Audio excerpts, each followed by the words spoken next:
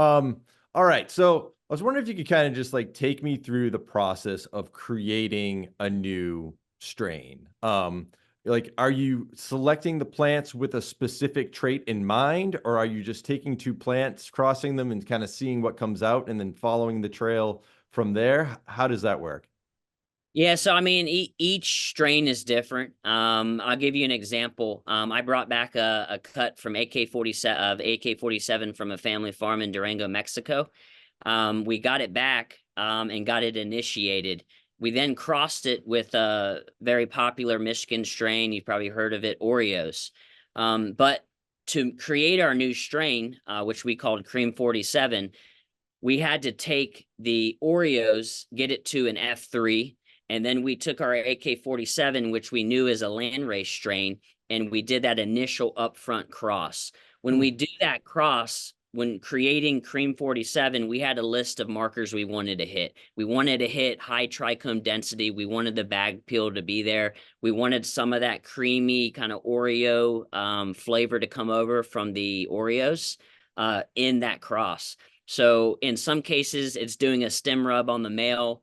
In some cases, we're looking at internodal spacing. Do we want an indica dominant plant? Do we want a sativa dominant plant? Do we want a true hybrid? And then we're also implementing, like I said before, which genotypes and which plants are most resistant towards certain plant pressures.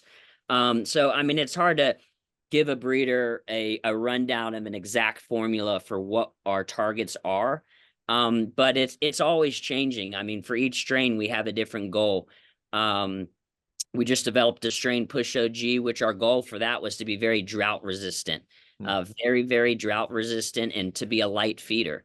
So, yeah, I mean, it's hard to nail down exactly what we're looking for each strain, but bag appeal, because of the way the market is right now and the things that are trending in the industry, bag appeal is always a box that we have to check because at the end of the day, the grower needs to like what they see in the canopy and the consumer needs to like what they see in the bag.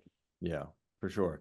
So now, when you were talking about doing the initial cross with, I think it was the F3 and then the land race, and then so how many different seeds are you popping? How many plants are you sort of evaluating, and sort of how does it scale from there? Yeah, so I mean, if we're hunting through seed, we're doing about 200. As I told you before, we're a small indoor craft sealed facility. We're not outdoors. We're not in a greenhouse. We're in an indoor sealed environment. That way, we don't have any worries of any cross contamination or foreign pollen coming in that we're unaware of. But for what we were just speaking about, the F3, and then you're taking the landrace AK-47, once we make that cross, we will hunt out about from maybe 200 seed.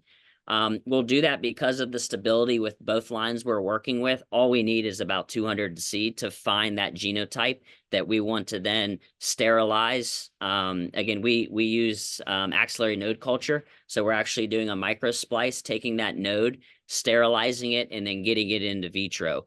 And then depending on how quick we need to make seed for our new line, it might stay there for a year.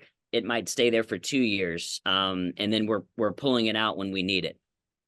Excellent. So that upfront stabilization before you were putting it into tissue culture makes it so you don't have to hunt as many. That's right. That's right. Awesome.